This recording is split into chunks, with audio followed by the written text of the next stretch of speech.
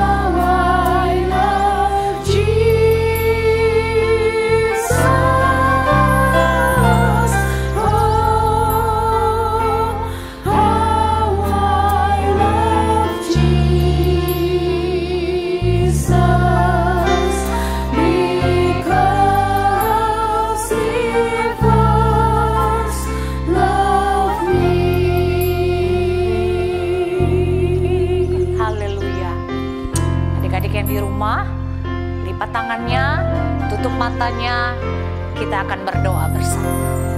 Haleluya, haleluya. Kami berterima kasih kepadamu Bapa yang baik. Engkau Allah yang selalu mengasihi setiap kehidupan kami. Kami punya Engkau Yesus yang luar biasa. Engkau Allah yang mencintai kami. Kami bersyukur dan kami bangga menjadi anak-anak Tuhan. Terima kasih Tuhan Yesus, kesempatan saat ini kami akan dengar lagi untuk kebenaran firman Tuhan. Bekerjalah Roh Kudus dalam setiap kehidupan kami. Biarlah firman yang akan kami dengar sebentar dapat tertanam dalam hati kami, dapat berbuah-buah untuk hormat dan kemuliaan nama Tuhan. Terima kasih Tuhan Yesus, memberkati setiap guru-guru yang akan membawakan berita firman-Mu, memberkati kami semua yang mendengarkan firman Tuhan, dan ajar kami selalu untuk kami melakukan kebenaran firman-Mu Tuhan. Terima kasih Yesus, terima kasih. Kami siap untuk mendengarkan firman Tuhan hanya di dalam nama Tuhan Yesus Kristus. Kami sudah berdoa dan mengucap syukur. Haleluya. Amin. Haleluya, puji Tuhan. Apa kabar adik-adik semua? Kakak berharap dan berdoa adik-adik semua dalam perlindungan Tuhan. Semuanya sehat-sehat dan tetap berbahagia meskipun di rumah saja. Nah, sebelum kakak bercerita, kakak akan membacakan sebuah ayat ya buat kalian yang terambil di dalam Ibrani pasal yang ke-10 ayat 35. Sebab itu, janganlah kamu melepaskan kepercayaanmu, karena besar upah yang menantinya. Sekali lagi, sebab itu, janganlah kamu melepaskan kepercayaanmu, sebab besar upah yang menantinya. Nah, kakak akan bercerita tentang seorang murid Tuhan Yesus, seorang yang sangat mengasihi Tuhan Yesus. Namanya Stefanus. Karena dia mengasihi Tuhan Yesus, dia penuh dengan Roh Kudus. Satu saat, rasul-rasul mereka berkumpul. Mereka bilang, wah kita sibuk banget. Kita harus mengurus ini dan itu. Sehingga rasul-rasul memutuskan mereka harus mencari orang-orang yang dapat membantu rasul-rasul ini. Supaya rasul-rasul dapat fokus, dapat konsentrasi memberitakan firman Tuhan. Lalu rasul-rasul berdoa. Dan dipilihlah 7 orang yang penuh dengan Roh Kudus dan siap untuk membantu rasul-rasul. Salah satunya adalah Stefanus. Nah, cerita tentang Stefanus ini terdapat di dalam Kisah Rasul 6 ayat yang ketiga sampai yang kelima. Kalian bisa baca di situ. Ya, Stefanus dia seorang yang penuh dengan Roh Kudus. Dan firman Tuhan mengatakan karena dia penuh dengan Roh Kudus, dia penuh dengan hikmat. Wow, luar biasa ya. Tidak hanya itu anak-anak, dia juga terkenal orang yang baik hatinya. Tapi walaupun dia baik hati, ada-ada saja orang yang iri hati kepadanya. Sehingga satu saat Stefanus difitnah. Stefanus dikatakan dia seorang yang menghujat Allah. Padahal tidak demikian ceritanya. Sebenarnya tidak seperti itu. Stefanus ini orang yang mengasihi Tuhan, bahkan suka melayani Tuhan. Tapi ada saja orang yang iri hati dan memfitnah dia. Aduh, jahat ya anak-anak. Nah, setelah itu Stefanus dibawa untuk dihakimi. Stefanus diadili dengan tuduhan-tuduhan yang tidak benar. Yaitu Stefanus sudah menghujat Allah, menghujat bait kudus Tuhan. Sehingga Stefanus diseret pergi keluar kota, dibawa, diseret. Bukan dibawa dengan kereta kuda, apalagi dibawa pakai metro mini. Enggak anak-anak, Stefanus diseret keluar kota dan dilempari batu oleh orang-orang yang iri hati, oleh orang-orang yang jahat hatinya. Tapi firman Tuhan menceritakan tentang Stefanus ini. Apa yang Stefanus lakukan? Di dalam kitab Kisah Para Rasul pasal yang ke-7 ayat yang ke-55. Tetapi Stefanus yang penuh dengan Roh Kudus menatap ke langit lalu melihat kemuliaan Allah dan Yesus berdiri di sebelah kanan Allah. Lalu katanya, sungguh aku melihat langit terbuka dan Anak Manusia berdiri di sebelah kanan Allah. Wow, luar biasa. Dalam keadaan Stefanus dirajam, dilempari batu, justru Stefanus melihat kemuliaan Tuhan. Luar biasa, puji Tuhan. Kakak bacakan ayat selanjutnya. Maka berteriak-teriaklah mereka dan sambil menutup telinga serentak menyerbu dia, menyerbu Stefanus. Mereka menyeret dia keluar kota lalu melemparinya. Dan saksi-saksi meletakkan jubah mereka di depan kaki seorang muda yang bernama Saulus. Sedang orang-orang ini melempari Stefanus, Stefanus berdoa. Katanya, ya Tuhan Yesus, terimalah rohku. Sambil berlutut, ia berseru dengan suara nyaring, Tuhan, janganlah tanggungkan dosa ini kepada mereka. Dan dengan perkataan itu, ia meninggal. Kasihan ya Stefanus? Memang sih kasihan. Tapi ada hal yang luar biasa anak-anak. Ada hal yang luar biasa. Meskipun di saat-saat terakhir dari hidup Stefanus, Stefanus membuktikan kepada Tuhan bahwa dia seorang yang setia. Dia tetap mengasihi Tuhan. Anak-anak yang dikasihi Tuhan Yesus, kadangkala kita bisa sedih. Di dalam dunia kita akan melihat tidak semua orang baik, tidak semua orang sayang kepada kita. Ada-ada saja orang yang jahat, bisa memfitnah kita, bisa menceritakan hal yang tidak-tidak. Kita tidak pernah melakukan itu, tapi dibilang, nah si Ani misalnya, Ani, Mami Ani yang makan kue itu, padahal Ani tidak melakukan hal itu. Mami, Bam mencuri uang Mami, padahal Bam tidak mencuri. Tapi kenyataan-kenyataan itu bisa saja kita alami, bisa saja kita hadapi. Tapi jadilah seperti Stefanus. Stefanus, dia tidak mau simpan sakit hati. Stefanus tetap penuh dengan Roh Kudus. Anak-anak, kalau kita penuh dengan Roh Kudus, semua hal yang menyakitkan bisa saja terjadi. Tetapi kita tidak akan sakit hati begitu saja. Justru kita bisa mengampuni, kita bisa tetap mengasihi. Karena ada Roh Kudus di dalam kita, penuh di dalam kita.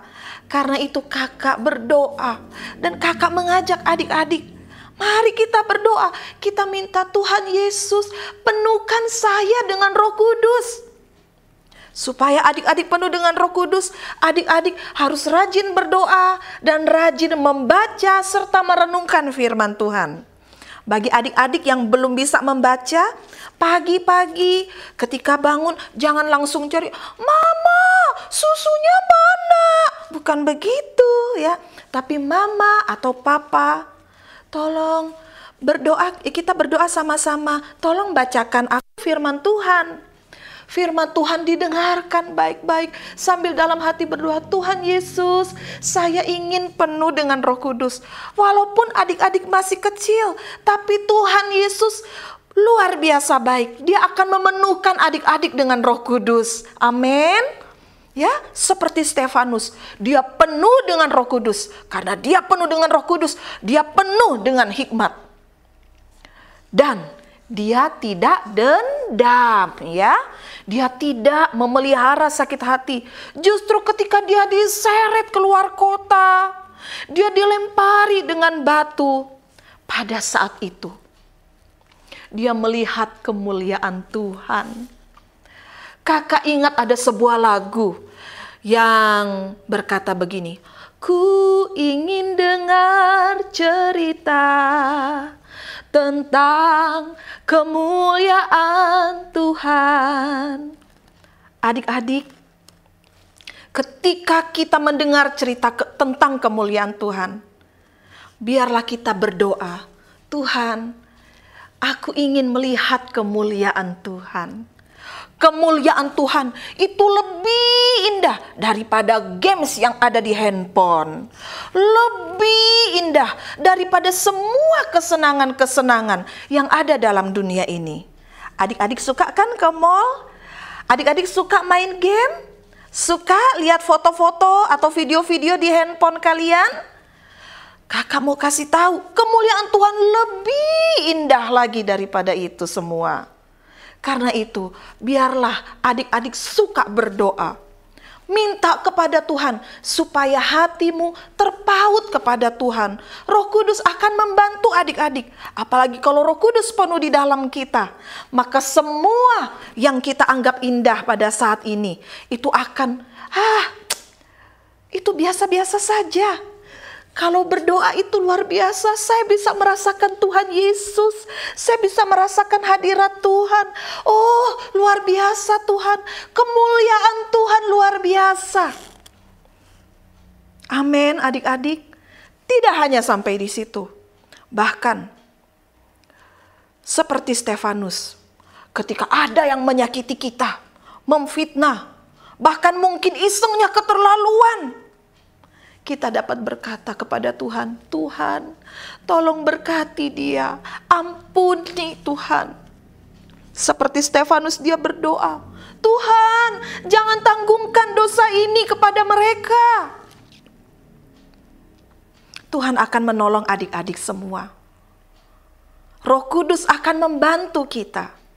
Mungkin ada adik-adik yang berpikir, "Ih, Kak, kok serem banget ya? Jadi seperti Stefanus, penuh Roh Kudus sih, penuh Roh Kudus. Tapi kok meninggal dilemparin batu?" Adik-adik, mungkin di antara adik-adik ada yang berpikir, "Kenapa sih Stefanus sudah penuh Roh Kudus, tapi meninggal dengan cara dirajam atau dilempari dengan batu? Apakah Tuhan tidak melindungi dia?" Yang pasti Tuhan sangat-sangat peduli kepada umatnya. Tuhan melindungi Stefanus. Tapi adik-adik, ingat dengan ayat yang tadi kita sudah baca di dalam kitab Ibrani 10 ayat 35. Apapun yang terjadi, tetap pegang kepercayaan. Adik-adik percaya kepada Tuhan Yesus? Amin. Tetap pegang kepercayaan adik-adik kepada Tuhan Yesus. Meskipun ada hal-hal yang membuat adik-adik merasa tidak nyaman. Meskipun ada hal-hal yang menyakiti hati adik-adik. Karena firman Tuhan menjanjikan besar upah yang menanti. Yang menanti orang-orang yang tetap berharap, tetap percaya kepada Tuhan Yesus. Tetap mengasihi Tuhan Yesus. Bagaimana caranya supaya kita tetap mengasihi Tuhan Yesus? Bagaimana caranya supaya kita tetap pegang Tuhan Yesus? Meskipun kita disakiti, meskipun ada hal-hal yang tidak enak terjadi pada kita. Kita harus penuh dengan Roh Kudus. Kita harus penuh dengan Roh Kudus. Kakak mau tanya, apakah di antara adik-adik di semester yang lalu saat kalian bersekolah ada yang merasa kurang hikmat? Ada yang tidak bisa menangkap pelajaran? Adik-adik, penuhlah dengan Roh Kudus. Mintalah Roh Kudus, mintalah Tuhan Yesus memenuhkan adik-adik dengan Roh Kudus. Karena ketika kita penuh dengan Roh Kudus, maka Roh Kudus akan memberikan kita hikmat, membuat adik-adik terampil untuk mengerjakan berbagai pekerjaan Tuhan. Adik-adik akan menjadi berkat. Dan lebih dari itu, adik-adik akan memiliki sifat-sifat Tuhan. Salah satunya apa? Mengampuni, tetap mengasihi mereka-mereka yang sudah menyakiti hatimu. Tuhan memberkati kalian semua ya. Mari kita berdoa. Tuhan Yesus yang baik, terima kasih untuk firman-Mu yang sudah kami dengar bersama-sama. Kami mohon tanamkan di dalam hati setiap anak-anak sekolah minggu. Di dalam hati setiap kami yang mendengar firman-Mu ini. Biarlah kami menjadi seperti Stefanus, penuh dengan Roh Kudus. Engkau yang akan memampukan kami untuk memiliki hikmat, keterampilan. Engkau juga yang akan memampukan kami untuk tetap bersyukur di dalam segala keadaan. Engkau akan memampukan kami untuk kami mengampuni serta memberkati mereka yang sudah menganiaya atau yang sudah menyakiti hati kami.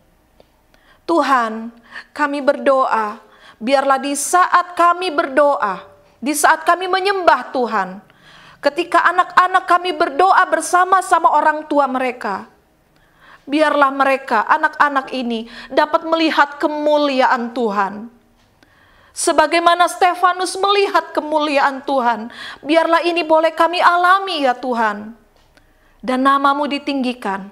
Anak-anak boleh menjadi orang-orang yang pegang teguh firman Tuhan dalam keadaan apapun. Di hari-hari yang jahat ini, anak-anak kami akan tampil beda.